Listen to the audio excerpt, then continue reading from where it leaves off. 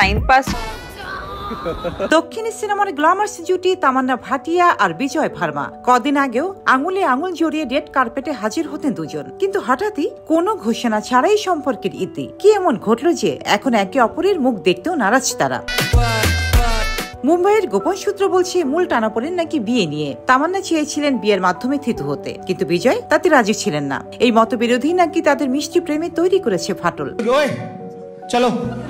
বিচ্ছেদের পরও কেউ কাউকে দোষারোপ করেননি। কোনো সোশ্যাল মিডিয়া পোস্ট, কোনো আড়ম্বরপূর্ণ স্টেটমেন্ট, কিছুই নেই। কেবল নিঃশব্দে আলাদা পথে হাঁটছেন দুজন। এর মধ্যেই নতুন আলোচনার জন্ম দেন তামান্না। এক সাক্ষাৎকারে বলেন, আমি দুর্দান্ত জীবনসঙ্গী হতে চাই, এমন একজনকে খুঁজছি যাকে পেলে মনে হবে গত জীবনের সব পুণ্য একসাথে করেছি। এই কথাতেই যেন লুকিয়ে আছে এক মিষ্টি ইঙ্গিত। বিচ্ছেদের যন্ত্রণা কাটিয়ে নতুন ভালোবাসার পথে হাঁটার প্রস্তুতি নিচ্ছেন তিনি। অন্যদিকে বিজয় ভার্মার নতুন কোনো সম্পর্কের গুঞ্জনও ভেসে বেড়াচ্ছে বলিউডের অন্দরে। তবে এই নিয়ে এখনো মুখ খোলেননি তিনি।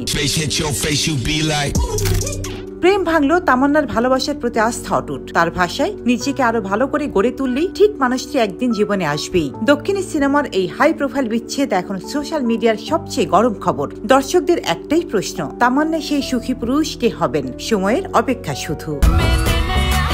রচিনা রুচি, দেশকাল নিউজ।